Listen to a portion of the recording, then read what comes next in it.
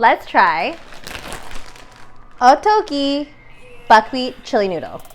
Hey guys, welcome back to another episode of CS Slurps and Mystery Mondays. It's summer again here in Vancouver. I say again because it was raining for a little bit, but we got nice hot weather, which is making me crave some nice cold noodles. So I'm going to be trying OTTOGI Buckwheat Chili Noodles, which is basically an instant version of bibimguksu. I'm super stoked to give this one a try because it is hot in here. And enough of me talking, let's go ahead and give it a try. All right, we got our noodles here. This noodle block. We got our seasoning powder as well as our bibimguksu sauce. That's our liquid sachet. We're gonna bring 550 milliliters of water to a boil. We're gonna cook that for 3.5 minutes. Drain that, soak it a few times, and rinse it out with cold water. Drain and put to a bowl. Add in your bibimguksu sauce as well as your seasoning packet here. And make sure to mix it all so every noodle is covered. And this is what it looks like here. Pretty tasty stuff. Let's go ahead and dig in.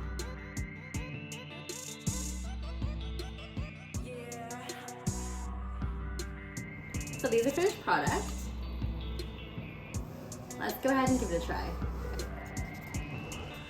Let's start off with the noodles. So it's buckwheat noodle, but if you are gluten-free or celiac, just know that these do have wheat in it. There's only probably a small percentage of buckwheat that are actually in them, so a little bit misleading.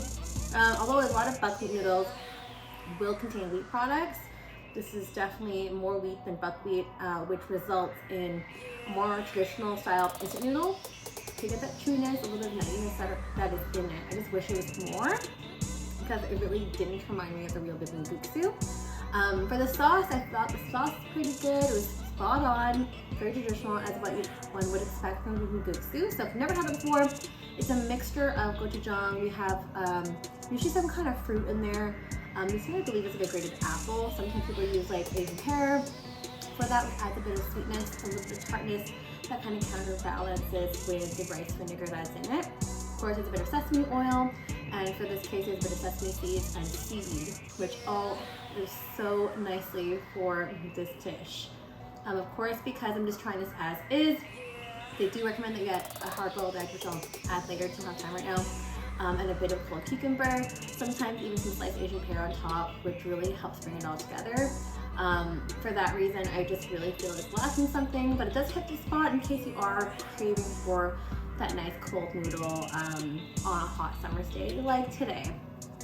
With that being said, it is super easy to make. It's only 3 minutes 30 seconds to make this one, and then you just mix and add in the sauce as well as a seasoning packet here, which is not too salty, which is a great choice if you're not really big into a ton of MSG, but again, doesn't exempt you from the amount of calories that are on this. So whopping 440 calories that are in this.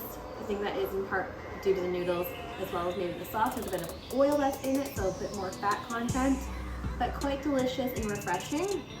But probably not something I would crave every day, but for a day like today, it's absolutely perfect.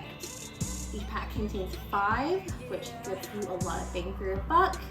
And with that being said, I'm going to go ahead and give this a 3.5 out of 5. Again, not my favorite. I think it's missing some real essential elements that are in there. You will have to doctor this up, FYI. But really, the noodles were a big miss for me. It's just not reminiscent of what I usually would find or expect from a bibimguksu. But if you're in a pinch, this might do it for you. If you like this video, don't forget to like, share, comment, and subscribe in the link down below. And don't forget to hit the notification bell just at the top right hand corner so you don't miss any new videos that are coming out. We'll see you for next week. Bye!